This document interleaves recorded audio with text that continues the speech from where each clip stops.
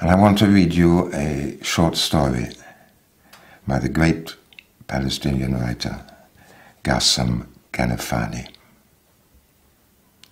He's a writer I admire very much. And in the last book I've written, not yet published, it's dedicated to his memory.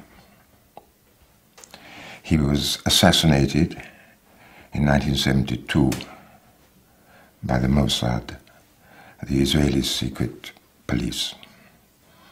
He was 36 years old. The story I want to read you, he wrote in 1955. That's to say, 7 years after the Nakba, the great expulsion of the Palestinian people from their lands.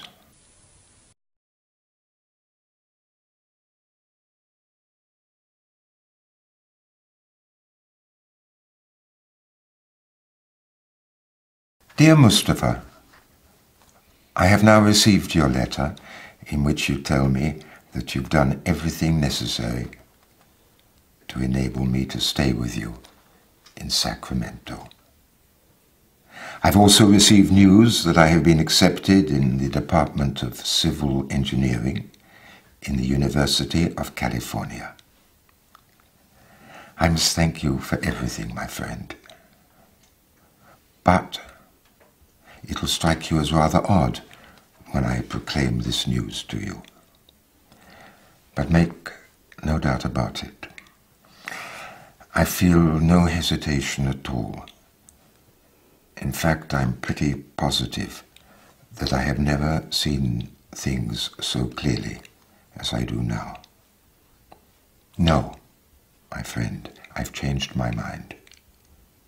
I won't follow you to the land where there is greenery, water, and lovely faces, as you wrote in your last letter. No, I'll stay here, and I won't ever leave. I'm really upset that our lives won't continue to follow the same course, Mustafa. For I can almost hear you reminding me of our vow to go on together, and then of the way we used to shout, "We'll get rich." But there's nothing I can do, my friend.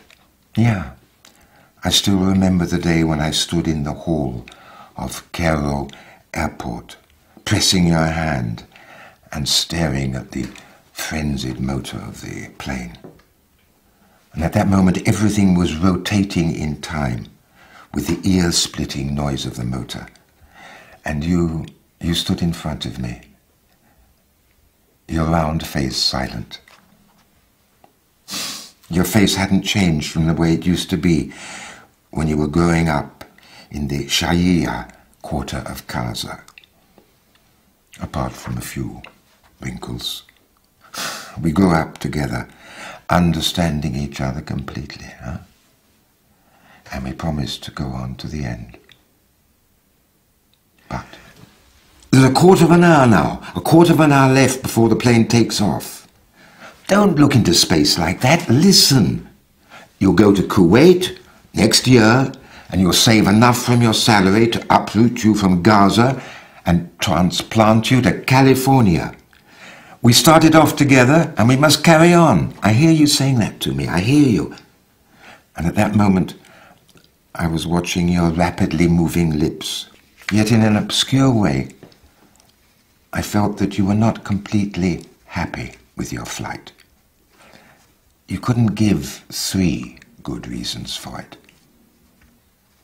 The Ministry of Education in Kuwait had given you a contract, though it hadn't given me one.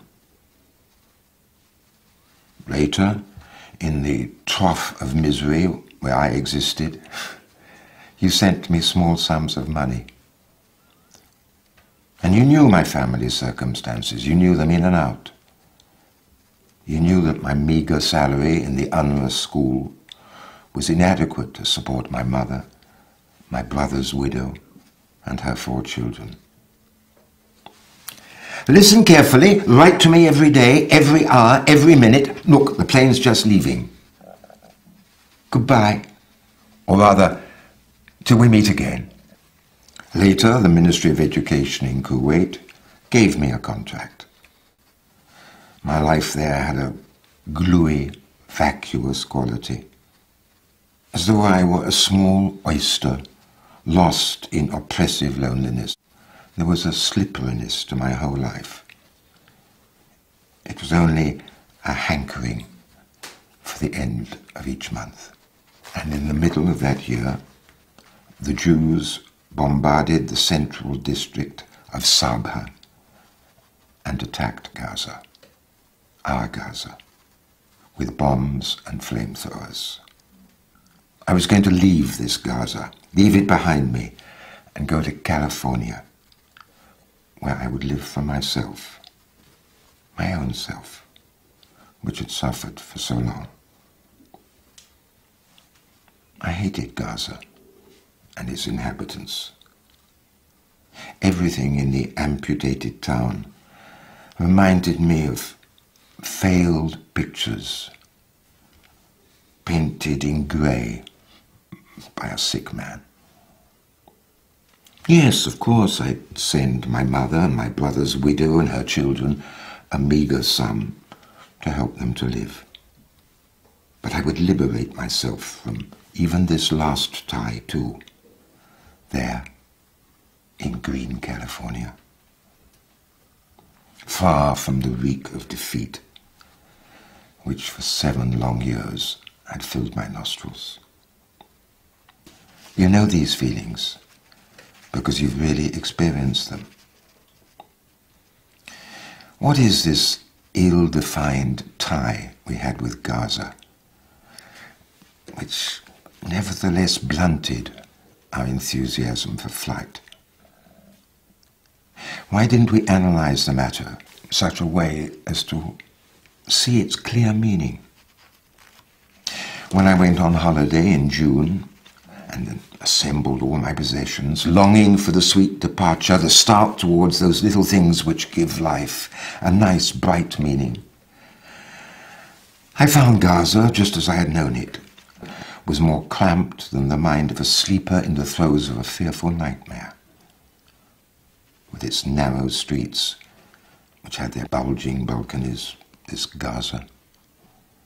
Yet what are the obscure causes that draw a man to his family, his house, his memories, like a spring draws a small flock of mountain goats? I don't know.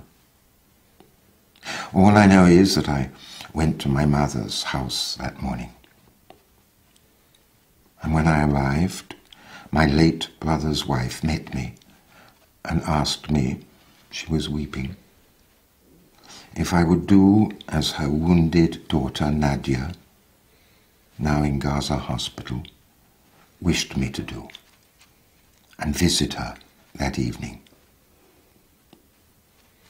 Mustafa, do you know Nadia, my brother's beautiful 13-year-old daughter? That evening, I bought a pound of apples and set out for the hospital to visit Nadia.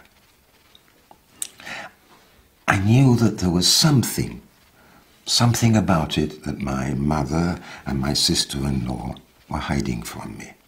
I loved Nadia. I loved her from habit, the same habit that made me love all that generation, which had been so brought up on defeat and displacement that it had come to think that a happy life was a kind of social deviation. I entered the white room, very calm. Ill children have something of saintliness, and how much more so if the child is ill as a result of cruel, painful wounds. Nadia was lying on her bed, her back propped up on a pillow, over which her hair was spread like a thick pelt. was a profound silence in her wide eyes, and a tear always shining in the depths of her black pupils. Her face was calm and still, but eloquent, as the face of a tortured prophet might be. And Nadia was still a child, but she seemed more than a child, much more, and older than a child, much older. Nadia? I've no idea whether I was the one who said it, or whether it was someone else behind me, but she raised her eyes to me, and I felt them dissolve me like a piece of sugar that has fallen into a hot cup of tea. And together with her slight smile, I heard her voice. "Uncle, have you just come from Kuwait?" Then her voice broke in her throat, and she raised herself with the help of her hands and stretched out her neck towards me. I patted her back and sat down near her. "Nadia, look, I brought you presents from Kuwait, lots of presents. I'll wait till you can leave your bed, completely well and healed, and then you'll come to my house, and I'll give them to you. I bought you the red trousers you wrote and asked me for. Yes, I bought them." It was a lie, born of the tense situation. But as I uttered it, I felt that I was speaking the truth for the first time. Nadia trembled, as though she had had an electric shock, and lowered her head in a terrible silence.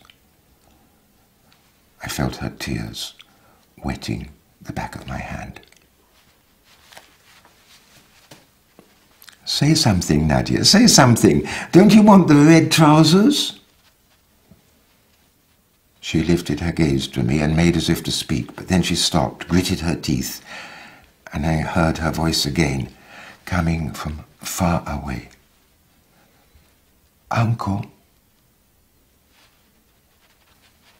She stretched out her hand, lifted the white coverlet with her fingers, and pointed to her leg, amputated from the top of the thigh.